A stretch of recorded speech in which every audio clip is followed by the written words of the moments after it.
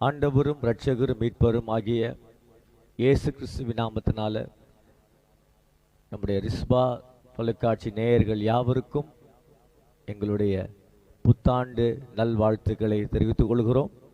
ஆண்டவராக இயேசு கிறிஸ்து உங்களை அளவில்லாமல் ஆஸ்வதிப்பாராக. உங்கள் ஒவ்வொருவரையும் உங்களுடைய இல்லங்களில் வந்து உங்களை முகமுகமாய் சந்திப்பதில் மிகுந்த மகிழ்ச்சி அடைகிறேன். ஆண்டவராக இயேசு கிறிஸ்து உங்களோடு கூட இருப்பாராக. கடந்த 2025 வருடம் முழுவதும் கூடவே இருந்து பாதுகாத்து தப்புவித்து ரட்சித்து அரவணைத்து தேற்றி ஆற்றி துணையாக இருந்து தேடுதலாக இருந்து வார்த்தையினாலே உங்களை பலப்படுத்தி அழுகையின் பள்ளத்தாக்கிலிருந்து உங்களை தூக்கி எடுத்து கழுகை போல சுமந்து தாயை போல தேற்றி தகப்பனை போல தோல் சுமந்து மெய்ப்பனை போல நடத்தி இந்த 2026 வருஷத்துக்குள் உங்களை அடியெடுத்து வைத்த தேவன் பாராட்டின கிருபைக்காய் நான் கர்த்தரை துதிக்கிறேன், கர்த்தரை ஸ்தோத்திரிக்கிறேன். கடந்த நாட்கள் முழுவதும் உங்களோடு கூட இருந்த தேவன் இந்த புதிய வருஷத்திலேயும் உங்களோடு கூடவே இருந்து உங்களை தொடர்ந்து நடத்துவாராக, உங்களை உயர்த்துவாராக, வாழ வைத்து அழகுபடுத்துவாராக. இந்த வருடம் ஆண்டவராகிய கர்த்தர் உங்களுக்கென்று கொடுக்கக்கூடிய ஒரு மாபெரும் உன்னதமான வாக்குத்தத்தம் எரேமியா 29 அதிகாரம் 11வது வசனம் இப்படியாக ஆண்டவர் சொல்லுகிறார். நீங்கள் எதிர்பார்த்திருக்கும் முடிவை உங்களுக்கு கொடுக்கும்படிக்கு உங்கள் பேரில் நினைத்திருக்கிற நினைவுகளை அறிவேன் என்று கர்த்தர் சொல்லுகிறார். அவைகள் தீமைக்கல்ல, சமாதானத்துக்கு ஏதுவான நினைவுகளை. இங்கே பார்க்கிறோம், ஆண்டவராகிய கர்த்தர் நினைவு கூறுகிற தேவனாகவே இருக்கிறார். நீங்கள் எதிர்பார்த்திருக்கும் முடிவை உங்களுக்கு கொடுக்கும்படிக்கு உங்கள் பேரில் நினைத்திருக்கிற நினைவுகளை அறிவேன் என்று கர்த்தர் சொல்லுகிறார். உங்களை குறித்து ஆண்டவராகிய தேவன் ஒரு பெரிய நினைவுகளை வைத்திருக்கிறார். நினைவு என்று சொன்னால் தேவனுடைய சிந்தனை, நினைவு என்று சொன்னால் தேவனுடைய அபிப்பிராயம், நினைவுகள் என்றால் தேவனுடைய எண்ணங்கள்.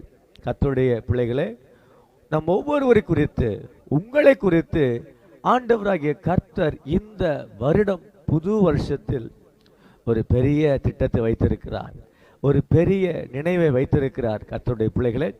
ஆகவே உங்களை குறித்து அவர் இந்த ஆண்டு வைத்திருக்கக்கூடிய நினைவுகள் எப்படிப்பட்ட நினைவுகள் என்று சொல்லி நாம் பார்ப்போம் என்று சொன்னால் 4 விதமான நினைவுகளை ஆண்டவராகிய கர்த்தர் இந்த வருடம் உங்களுக்கென்று வைத்திருக்கிறார்.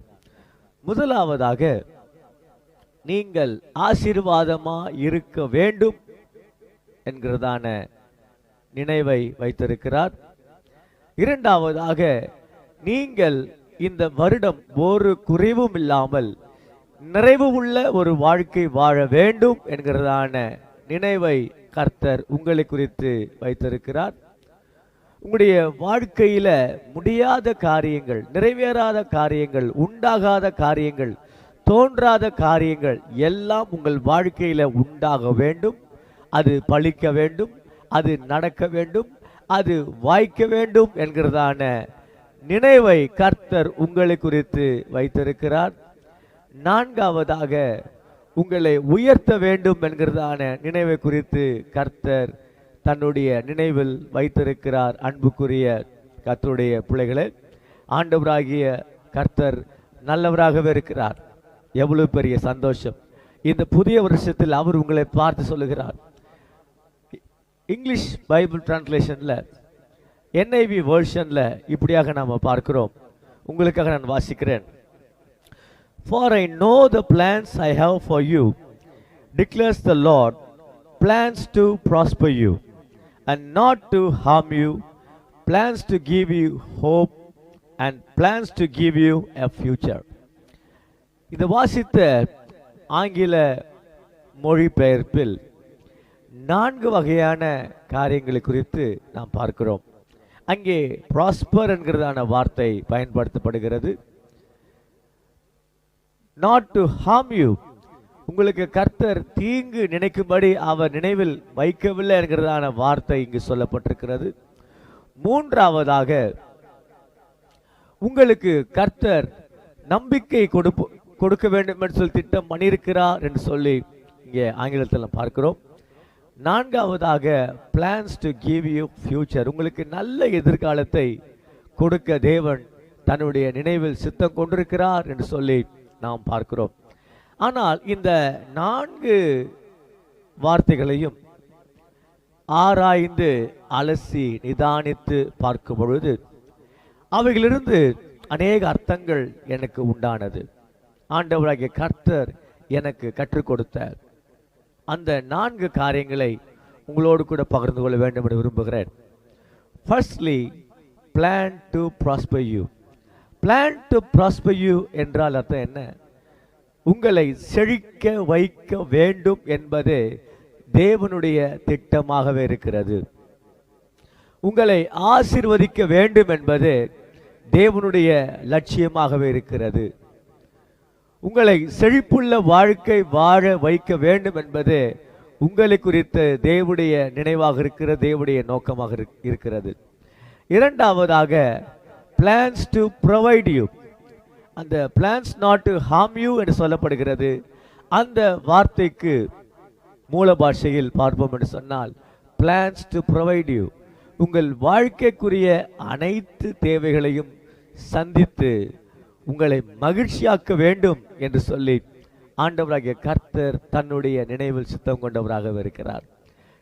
ஆகவே இதை பார்த்து கொண்டிருக்கிற அன்பு சகோதர சகோதரியே, நீங்கள் கலங்க வேண்டாம், துக்கப்பட வேண்டாம், சோர்ந்து போக வேண்டாம், களைத்து போக வேண்டாம், விடாய்த்து போக வேண்டாம். ஆண்டவராகிய இயேசு கிறிஸ்து இன்றைக்கு உங்களை பார்த்து சொல்லுகிறார், I have a plan to provide you in all the areas in your life. உங்க வாழ்க்கையில் இருக்கக்கூடிய அனைத்து பகுதிகளுக்குரிய அனைத்து தேவைகளையும் சந்திக்கும்படியாக தேவன் உங்களை குறித்து நினைவாகவே இருக்கிறார். மூன்றாவதாக, plans to possibilities. the plans to possibilities என்று சொன்ன அர்த்தம் என்ன? முடியாதவைகளை உங்கள் வாழ்க்கையில முடித்து கொடுக்கும்படியாக, முடித்து தரும்படியாக ஆண்டவராகிய கர்த்தர் சித்தம் கொண்டவராக இருக்கிறார். தன்னுடைய நினைவில் அவர் ஆற்றல் மிக்கவராகவே இருக்கிறார். கர்த்தருடைய பிள்ளைகளை, நான்காவதாக, plans to fulfil is plans in your life. உங்கள் வாழ்க்கையில குறித்ததான தேவனுடைய திட்டங்களை நிறைவேற்ற வேண்டும் என்பதே உங்களை குறித்து கர்த்தர் வைத்திருக்கிற நினைவுகளாக இருக்கிறது, எண்ணங்களாக இருக்கிறது, லட்சியங்களாக இருக்கிறது, நோக்கங்களாக இருக்கிறது. ஆகவே உங்கள் இருதயம் கலங்காதிருப்பதாக. கடந்த ஆண்டு எப்படி கடந்து வந்தீர்கள் என்று சொல்லி எனக்கு தெரியாது.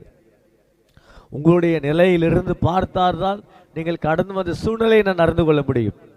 ஆனால் இன்றைக்கு ஆண்டவராகிய கர்த்தர் இந்த வருடம் உங்களை பார்த்து சொல்லுகிறார், நீங்கள் எப்படி இருந்தாலும், எப்படிப்பட்ட சூழலில் இருந்தாலும், சவால்களில் வாழ்ந்து கொண்டிருந்தாலும், துன்பத்தில் வாழ்ந்து கொண்டிருந்தாலும், கவலையில் வாழ்ந்து கொண்டிருந்தாலும், கலக்கத்தில் வாழ்ந்து கொண்டிருந்தாலும், விடுதலை இல்லாமல் வாழ்ந்து கொண்டிருந்தாலும், கடனோடு வாழ்ந்து கொண்டிருந்தாலும், குழந்தை பாக்கியம் இல்லாமல் வாழ்ந்து கொண்டிருந்தாலும், நிரந்தரமான வேலை இல்லாமல் வாழ்ந்து கொண்டிருந்தாலும், சொந்த வீடு இல்லாமல் வாழ்ந்து கொண்டிருந்தாலும், பலவிதமான சோதனைகள் வாழ்ந்து கொண்டிருந்தாலும், ஆண்டவராகிய கர்த்தர் இந்த புது வருஷம் உங்களை பார்த்து சொல்லுகிறார், உங்களை குறித்து நான் ஒரு நல்ல திட்டத்தை வைத்திருக்கிறேன்.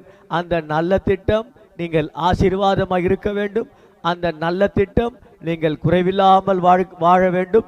அந்த நல்ல திட்டம் உங்கள் வாழ்க்கையில் முடியாத காரியங்கள் முடியக்கூடிய சாத்தியமுள்ள ஒரு காலமாய் இந்த காலம் இருக்கும்படியாக தேவனுடைய திட்டம், உங்களை குறித்ததான தேவனுடைய திட்டங்களை உங்கள் வாழ்க்கையில நிறைவேற்ற வேண்டும் என்பதே தேவனுடைய திட்டமாக இருக்கிறது.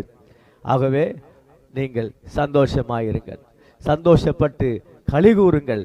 ஆண்டவராகிய கர்த்தர் இந்த 2026வது வருடம் உங்களுக்கு ஒரு நல்ல ஆண்டாய் இருக்கும்படியாக உங்களுக்கு திட்டம் பண்ணி வைத்திருக்கிறார்.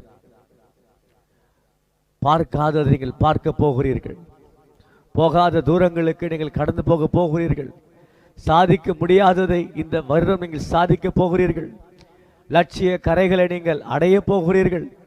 உங்களுக்கென்று கர்த்தர் வைத்திருக்கக்கூடிய ஆசீர்வாதங்கள் உங்களை வந்து அடையும்படி, உங்களை தேடி வரும்படி ஆண்டவர் கிருபை செய்ய போகிறார். உங்கள் இருதயம் மகிழ்ச்சியாய் பூரிப்பாகும்படி கர்த்தர் செய்ய வல்லவராக இருக்கிறார். அன்புக்குரிய கர்த்தருடைய பிள்ளைகளே, ஆகவே கலங்காதிருங்கள். இந்த வருடம் உங்கள் வாழ்க்கையில கர்த்தர் ஒரு நல்ல திட்டத்தை ஏற்படுத்தி வைத்திருக்கிறார். உங்களை குறித்து ஒரு நல்ல நினைவுகளை வைத்திருக்கிறார். அந்த நினைவுகள் கெட்ட நினைவுகள் அல்ல. நீங்கள் கஷ்டத்தில் வாழ வேண்டும் என்கிற நினைவுகள் அல்ல. நீங்கள் கடனில் வாழ வேண்டும் என்கிற நினைவு அல்ல. நீங்கள் வியாதியில் வாழ வேண்டும் என்கிறதான் நினைவுகள் அல்ல. நீங்கள் கண்ணீரில் வாழ வேண்டும் என்ற நினைவுகள் அல்ல. கணவன் மனைவி பிரிந்து வாழ வேண்டும் என்கிறதான எண்ணங்கள் அல்ல. பிள்ளைகள் பிரிந்து வாழ வேண்டும் என்கிறதான எண்ணங்கள் அல்ல. தோல்வியுள்ள வாழ்க்கை வாழ வேண்டும் என்கிற எண்ணங்கள் அல்ல. தரித்திரம் உள்ள வாழ்க்கை வாழ வேண்டும் என்கிற எண்ணங்கள் அல்ல. வாழ்க்கையில நீங்கள் நோக்கம் இல்லாமல் வாழ வேண்டும் என்கிறதான நினைவுகள் அல்ல. ஆண்டவராகிய கர்த்தர் உங்களை குறித்து நல்ல நினைவுகளை வைத்திருக்கிறார். ஏன் நல்ல நினைவுகளை வைத்திருக்கிறார்? என் வேதம் சொல்லுகிறது, கர்த்தர் நல்லவராகவே இருக்கிறார். அல்லேலூயா. கர்த்தர் நல்லவர் என்று வேதம் சொல்லுகிறது. ஏன் சொல்லுகிறது? கர்த்தர் என்றும் நல்லவர். ஆண்டவர் இயேசு கிறிஸ்து பூமியில் வாழ்ந்த பொழுது நன்மை செய்கிறவராய் சுற்றி திரிந்தார். கெடுதல் செய்கிறவர் என்று சொல்லவில்லை, தீமை செய்கிறவர் என்று சொல்லவில்லை. தம்மிடத்தில் வருகிறவனை இயேசு புறம்பே தள்ளினார் என்று வேதம் சொல்லவில்லை. வேதம் சொல்கிறது, என்னிடத்தில் வருகிற ஒருவனையும் நான் புறம்பே தள்ளுவதில்லை. புறம்பே தள்ளுவதில்லை சொல்ல அர்த்தம் என்ன? நீ வர வேண்டாம் போ என்று நான் உன்னை பார்த்து சொல்லுவதில்லை. வருத்தப்பட்டு பாரம் சுமக்கிறவர்களே, நீங்க எல்லாரும் என்னிடத்தில் வாருங்கள், நான் உங்களுக்கு இளைப்பாறுதல் தருகிறேன், என்னிடத்தில் வா என்று ஆண்டவர் சொல்லுகிறார். ஆகவே இதை கேட்டுக்கொண்டிருக்கிற, பார்த்து கொண்டிருக்கிற அன்பு சகோதரனே, சகோதரியே, ஆண்டவராக இயேசு கிறிஸ்து உங்களை அதிகமாக நேசிக்கிறார்.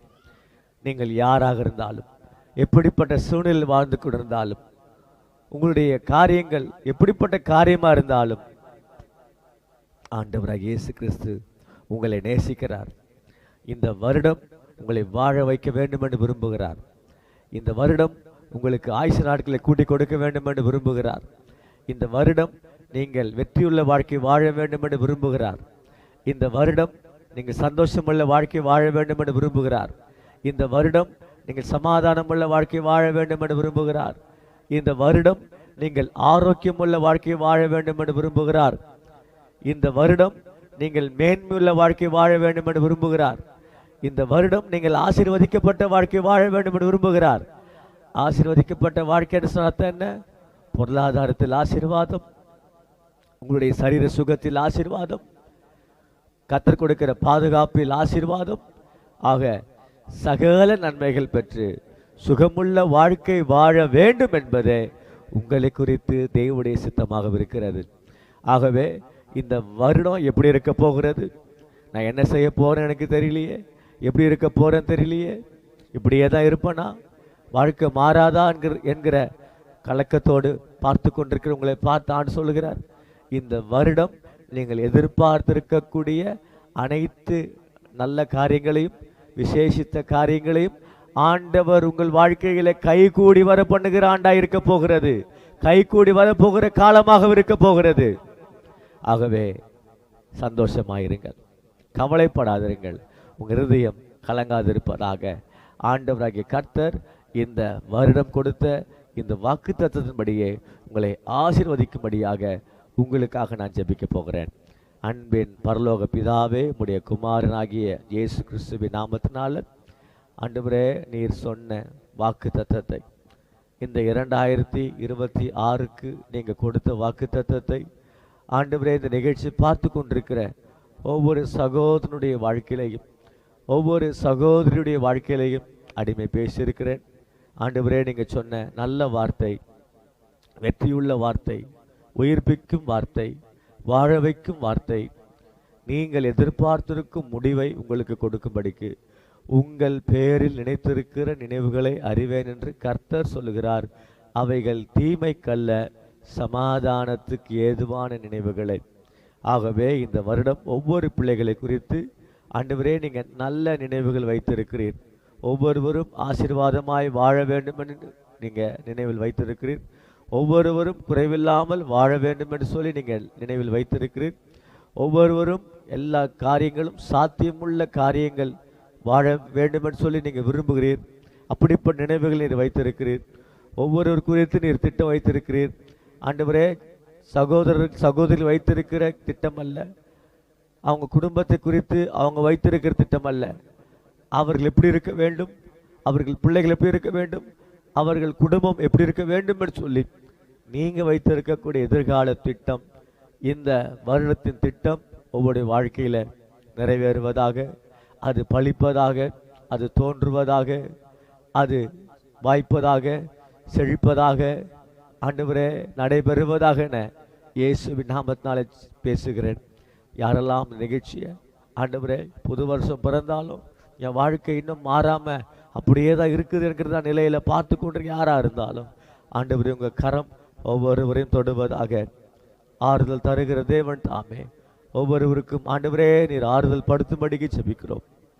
யாருக்கெல்லாம் ஆண்டவரே கர்த்தாவே கடந்த வருடம் துக்கமாக இருந்ததோ, கஷ்டமாக இருந்ததோ, சஞ்சலமாக இருந்ததோ, கண்ணீராக இருந்ததோ, இந்த வருஷம் அவங்களுக்கு நிம்மதியுள்ள ஆண்டாக இருக்கும்படிக்கு செபிக்கிறேன்.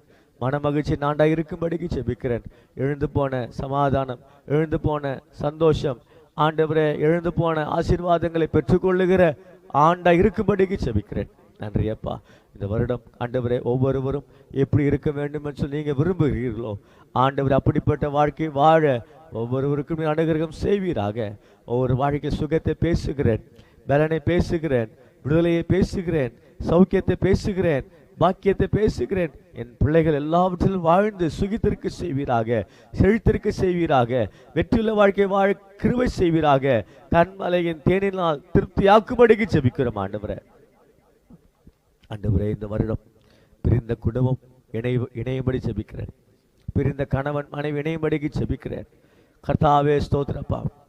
இழந்த எல்லா ஆசீர்வாதம் ஒவ்வொருவரும் பெற்றுக்கொள்ள கிருபை கொடுக்கும்படிக்கு செபிக்கிறேன் ஆண்டவரே. தழும்புகளை கரம் ஒவ்வொரு தொடுவதாக. யாரெல்லாம் மருத்துவமனையில் ஆண்டவர் பலவீனத்தோடு சுகவீனத்தோடு போராடி கொண்டிருக்கிறார்களோ, இந்த நிகழ்ச்சியை வியாதியோடு பார்த்து கொண்டிருக்கிறார்களோ, ஜெபிக்கிற இந்த வேளையில் உங்கள் சுகமளிக்கிற கரம் ஒவ்வொருவரையும் தொடுவதாக. அப்பா, நீங்கள் சொன்னீங்களே, என் தழும்புகளால் குணமானீர்கள், என் தழும்புகளால் குணமானீர்கள், நானே உன் பரிகாரியாகிய கர்த்தர், வியாதியை உன்னை விட்டு விளக்குவேன் சொன்னது போல, நான் யெகோவா ராஃபான்னு சொன்னது போல சுகம் தரும் தெய்வமாய் இருக்கிறபடியால் உம்முடைய தழும்புகளில் கரம் ஒவ்வொரு மீது நீட்டப்படும்படி ஜெபிக்கிறேன். ஒவ்வொருவரும் தொடும்படிக்கு ஜெபிக்கிறேன் ஆண்டவரே. எல்லா கேன்சர் வியாதிகள் மறைவதாக. ஹல்லேலூயா. எல்லா நுரையீரல் சம்பந்தப்பட்ட வியாதிகள் மறைவதாக. கல்லீரல் சம்பந்தப்பட்ட வியாதிகள் மறைவதாக. ஆண்டவரே, சிறுநீரக சம்பந்தப்பட்ட வியாதிகள் மறைவதாக. இருதய சம்பந்தப்பட்ட வியாதிகள் மறைவதாக. மூளை சம்பந்தப்பட்ட வியாதிகள் மறைவதாக.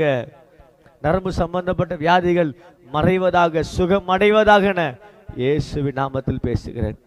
யாருக்கெல்லாம் கண்ணில் வியாதி இருக்குது, பிரச்சனை இருக்கிறது, ஒவ்வொருக்கும் சுகத்தை கொடுப்பீராக. காதில் இருக்கிற பிரச்சனை சுகம் படுத்துவீராக. கர்த்தாவே, கையில் இருக்கிற பிரச்சனை, காலில் இருக்கிற பிரச்சனை, அப்பா கர்த்தாவே, முழு சரித்து இருக்கக்கூடிய எல்லா பலவீனம், எல்லா சுகவீனம், எல்லா சௌகரியம் எல்லாம் இயேசுவின் நாமத்தில் நீங்கி ஆரோக்கியம் ஒவ்வொரு வாழ்க்கையில உண்டாவதாக நான் ஜெபிக்கிறேன் ஆண்டவரே. சுகத்தை பேசுகிறேன், பலனை பேசுகிறேன், விடுதலையை பேசுகிறேன், வெற்றியை பேசுகிறேன். என் பிள்ளைகள் எல்லாவற்றிலும் வாழ்ந்திருக்க செய்வீராக, சுகித்திருக்க செய்வீராக. இந்த வருடத்தின் நாட்கள் முழுவதும் நன்மையானவர்களை காண, நன்மையானவர்களை பெற்றுக்கொள்ள ஆண்டவரே அனுகிரகம் செய்வீராக. கருத்தில் ஒப்பு கொடுக்கிறோம், உம்மையை உயர்த்துகிறோம். ஆண்டவரே, நீர் பெருகவும் உம் நாமம் பெருக ஜெபிக்கிறோம். எங்கள் கண்மலையும் எங்கள் மீட்பெரும் ஆகிய இயேசுவின் மூலம் ஜெபிக்கிறோம் எங்கள் ஜீவனுள்ள நல்ல பிதாவே. ஆமேன், ஆமேன். அன்புக்குரிய கர்த்தருடைய பிள்ளைகளே, ஆண்டவர் ஜெபத்தை கேட்டார். ஆண்டவரை இயேசு கிறிஸ்து உங்களுடைய அருகில் வந்துவிட்டார். இந்த வருஷம் உங்கள் வாழ்க்கையில கர்த்தர் நல்ல வருடமாய் இருக்க உதவி செய்ய போகிறார். உங்களை குறித்து வைத்திருக்கிற எல்லா திட்டங்களையும் ஒன்றும் குறைவில்லாமல் எல்லாம் நிறைவாய் உங்கள் வாழ்க்கையில பலிக்கும்படிக்கு சர்வ வல்லமையுள்ள தேவனாகிய கர்த்தர் தாமே உங்களோடு கூட இருந்து உங்களுக்கு உதவி செய்வாராக. தேவனுடைய சமாதானம், தேவனுடைய கிருபை, தேவன் உங்களுக்காக வைத்திருக்கிற ஜெயம், வெற்றி உங்களோடு கூட இருப்பதாக.